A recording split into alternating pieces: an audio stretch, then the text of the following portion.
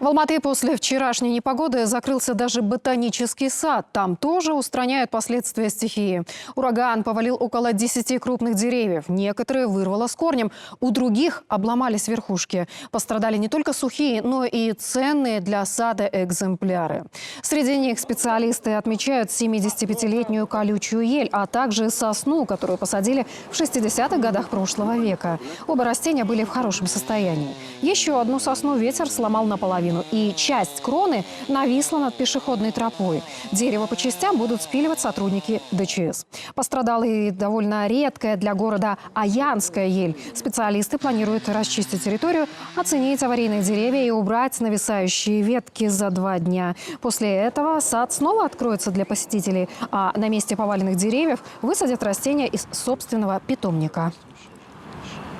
Сделали кураторы все обход коллекционных участков, составляется протокол на списание, то, что вот коллекционные растения, какие погибли, какие нужно в срочном порядке спиливать. У нас есть свой питомник.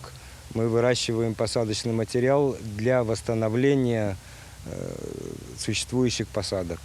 То есть то, что мы убираем, то есть освобождаются участки где-то свободные, и высаживаем новые растения с нашего питомника.